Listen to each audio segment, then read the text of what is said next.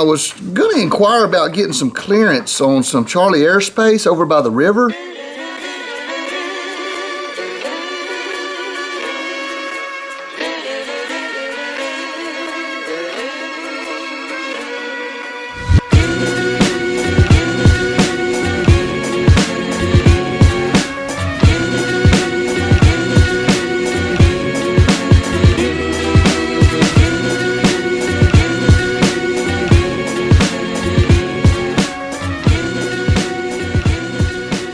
Okay, we're gonna try something a little different today. Got this number.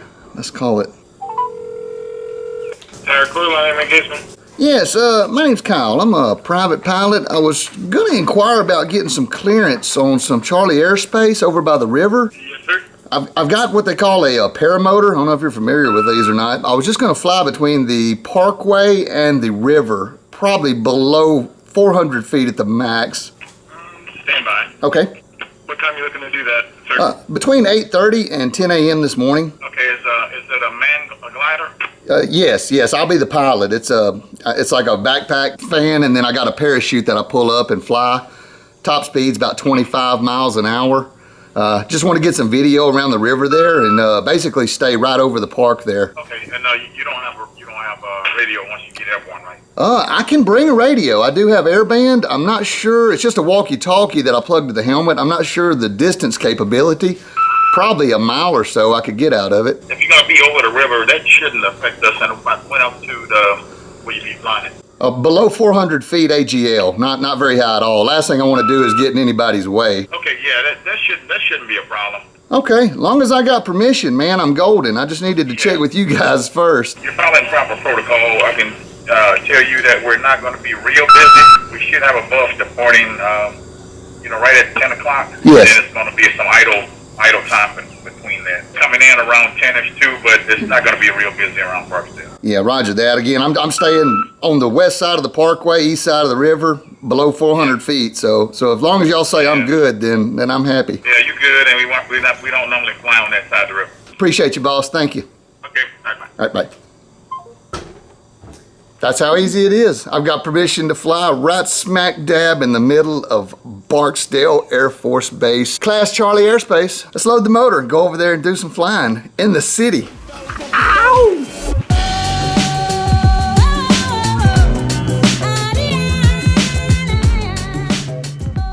You hear that? That's rain. Means I get to do some video editing. I just wanted to throw this little cut in here to explain that I didn't just blindly call this tower. I actually studied on it pretty hard, and I just want to take you through why I picked where I picked. It starts out with the traffic patterns for the local airports around this Class Charlie airspace. Barksdale never flies B-52s right over the center of town. They always divert them to the east. Whether it's a north wind or a south wind in the pattern, they always turn them off to the east side because there's nothing over there. I guess it's noise abatement or something. So that was the first thing. Second thing was Shreveport downtown. Sometimes they do come into the pattern there. Most often they keep things to the north. They turn them out of the airport pretty quick unless they're departing. Also know that they're in contact with the towers can basically see each other. And I know they're in contact with each other. And I think that may have been what he was checking with when he said stand by, was to maybe check with downtown to see if they had anything going on. The section of airspace that I was requesting was right next to the river, and I knew that it would be out of the way of everything. So I put all this kind of into play before I even called in my mind. I didn't study what I'm showing you here. I actually have studied this for years because I've been flying in the area for almost a decade now. So this is stuff that I've committed to memory. If you learn your area and learn what's up and learn where the airplanes usually fly, you may can get a successful permission to fly in an area like this. I just wanted to take you through some of what I was thinking in my mind and put it on the screen here for you to look at. You know, by no means am I trying to get all of you to do this sort of thing. It kind of goes back to my initial airplane training. Even more scary than flying an airplane was talking on the radio to air traffic control.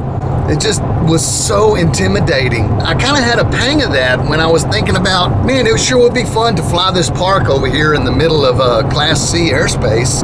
I never even considered it an option, but then I started thinking about it last week. Just a thought kind of popped in my head like, well, what's it gonna hurt to ask? So I asked, and good to go apparently. Don't let the intimidation bother you. If it's something that makes it convenient for you, I mean, I've got lots of places to fly. This is actually out of my way to go fly. Some people live in super congested areas and may have restricted airspace around their area that doesn't allow for typical Part 103 operations. It doesn't hurt to ask. Air traffic controllers are some of the nicest people in this world. They have never been anything but helpful anytime I've ever had a request. Just super helpful people, man. They're just people. Call them and talk to them. Go visit a tower. It's amazing what they do. Their entire objective is to keep traffic separated, and communication is the best way to do that. If they know what you're doing, where you're at, where you want to go, they can keep everyone away from you and make sure everyone's looking out. Busy airspace can be dangerous, but if you're communicating with these people, that's all it really takes is some communication. Yeah, I guess that was kind of my point of that. But I'm almost here. Let me get off this camera. I'm in city traffic. Here we go. All right. Finding a good launch place was figured I could use the park, but really I think this CenturyLink parking lot is going to be the best option. Do kind of a crosswind launch out across the parking lot here. Some poles, but no wires. Let's check that out.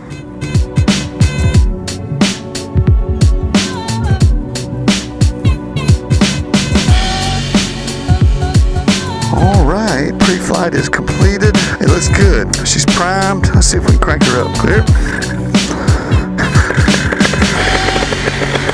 Second pull, and I didn't have to crack the throttle that time. The thermals are just starting to pick up. If I had planned this out like a little better, I could have got here earlier, but the tower didn't open until 7 o'clock, so I had to wait at least until then to make my decision. I woke up at 6 this morning and decided to try it, so it's kind of a poor planned thing, but it was a plan. I am executing, so all right, everything seems to be running good. She's warmed up. We'll kill her. Let me empty my pockets. Sometimes you forget that. I'm going to keep my ID on me. We are in the big city. Somebody may steal the windsock, but I don't think they're going to get the Tundra. Surrounding a good look. Make sure that we are all clear of everything. This feels weird, I got to admit. It feels pretty awkward. Buckling up to fly out of the downtown Shreveport area. Bossier. I'm in Bossier, actually. All jacked up on Monster Energy drink. This should be exciting. Of course, the wind direction has changed a bit. I'm absolutely certain it's due to the thermal activity that is starting to kick off. But what I am going to do is reposition this wing so I can get a clearer shot away from the obstructions. All right, all that looks good. Give me a minute to stretch my legs. I'm not the morningest person, if you know what I mean. Wow, there's just nothing. I'm just going to go for it. Clear. I'll make my own wind. Here we go.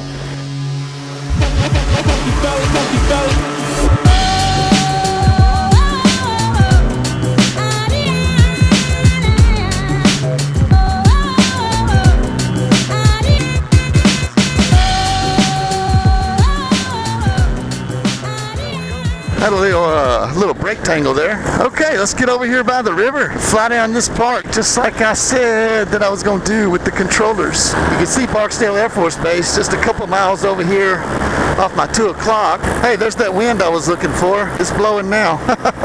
There's the city. Yeah, shoot, let's get down low, fly over the park here.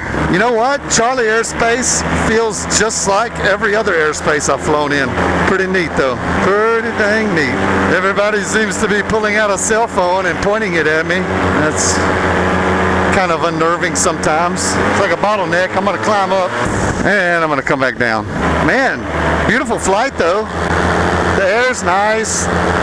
Something my instructor told me from long ago that makes perfect sense to this day. He said, anytime you're flying in front of people, make it look as gentle as possible. He said, like a butterfly, low acro and all this stuff. It seems to scare people more than just the fact that you're flying around is rather amazing to most folks. If you just keep that in mind, there's no reason to do anything else. Just fly around. Make it look nice and gentle. That's the trick, you see. I don't want to go under the bridge. I don't have my flotation.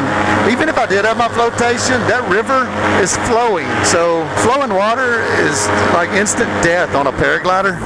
Just something to remember. Looks like we got a wide open space here. I'm gonna descend a little bit into this field. It's pretty neat chasing my shadow too. Check it, yo.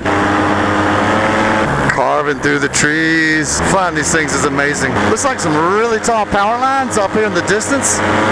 I'm gonna go ahead and gain some altitude. I guess I could go under them, but I'll play it safe.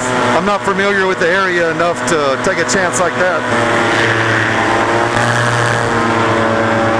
I'm only going to go as far as the railroad bridge because the area becomes congested up here in the distance. Leave myself plenty of room. Pretty neat stuff, man. Yeah, see, turn around to the walkway here. I don't want to leave the park. A, because that was the sort of the flight plan that I filed with the controllers here. And B, it looks congested everywhere up here. Even if I could put her down, it's not going to be worth it. It's not worth the risk.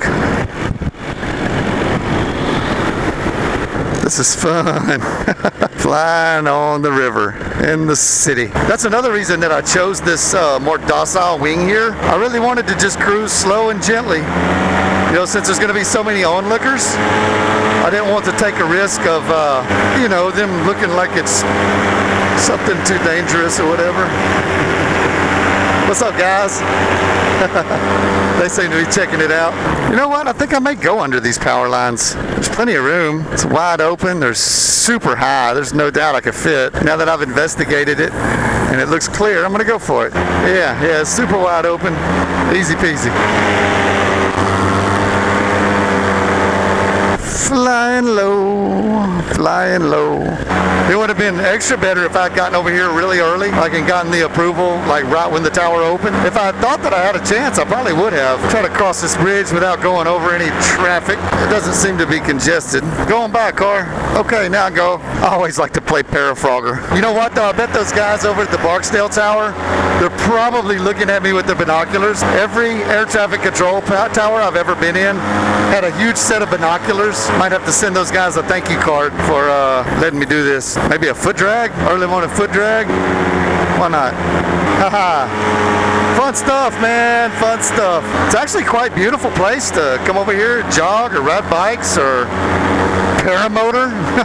The Jimmy Davis Bridge. When I was a small child, there was an amusement park over here. In fact, shoot, let's just go over here and look at it. I don't want to get too much higher than my 400 feet ceiling. Got a buff coming in, 10 a.m. I don't want to be anywhere around that buff, to be honest. This used to be an amusement park. This right here in front of me was Hamill's Amusement Park. And this is called Hamill Park right here, right now. So anyway, the story about that bridge is when we were driving over here, I was a small child. We're talking 3-4 years old. They said we're going over that bridge, that metal bridge.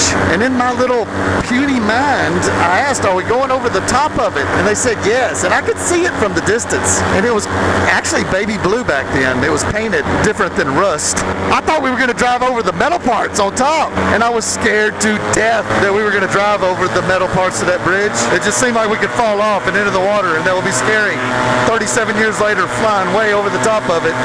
Not scared at all. I'm catching the first few morning thermals. I can feel them sort of jacking the wing a little bit. It doesn't get scary until way later. Nah, it's never really scary. Once you figure out what the air is doing, you just learn to maneuver through it. It's quite enlightening, actually, when you do solve the puzzle. Not to say that there aren't surprises, because boy, there have been years worth of surprises in the sky, on the ground, just you know, random sporadic anomalies that happen with the weather. For the most part, it moves and fluxes a certain way every day. Once you get used to the way that flux happens and the power behind it, it's not difficult to navigate it. But this is something I'm describing that has taken years of experience to sort of even learn, much less master. There may be some masters out there, I don't know. I enjoy learning about it. Learning about something so invisible. And lots of pools in this neighborhood. They're all clean too. Looks like this may be the end of the trail. What's up, guys? I used to work on a survey crew. Oh, there's a fire over here. We don't want to catch any embers in our wing. Yeah, we unicycled down here, me and my youngest son, Ian. And this is like a nature center. They got these signs down there that tell you about all the wildlife and plant life and mammals, birds, snakes, reptiles, amphibians. I enjoyed it. Oh, look, a red-tailed hawk. See? I'm sure it was on the list. I got to go around this congested area, take a picture of the Jimmy Davis Bridge. Cool. And the CenturyLink Center. That's pretty neat. Yeah, I'm just gonna creep around high since it's getting kind of thermally. Try to do your low flying early in the morning or later in the evening. Man, what a calm, beautiful day to do this. It's supposed to get really hot though. Heat indexes today are gonna be pushing 105 degrees. Barksdale Air Force Base. I see the B-52s. What's up, guys? Maybe they saw the thumbs up. There's Shreveport downtown to my 2 o'clock.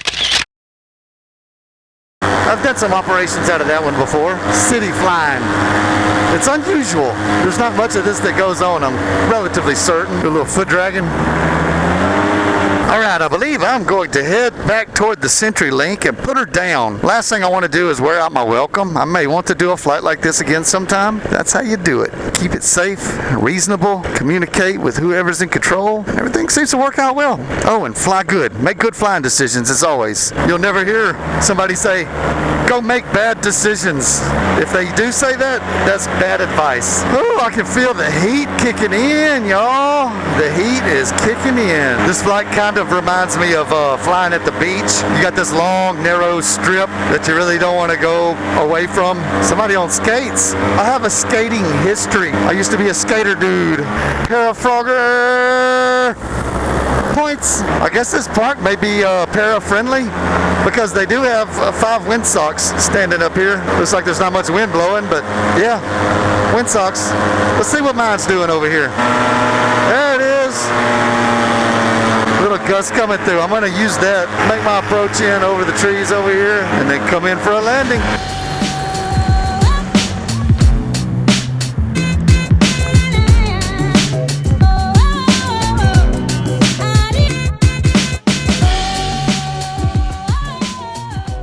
Perfect set down, right by the truck. How awesome is that? Kylo says, pretty awesome.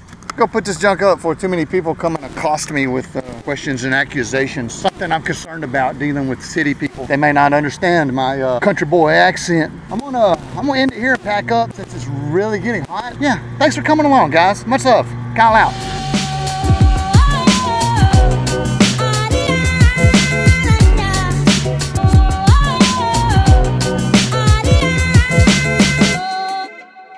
Something else. She's not being nice. I am being nice. She's pretty. She's just not very nice this morning.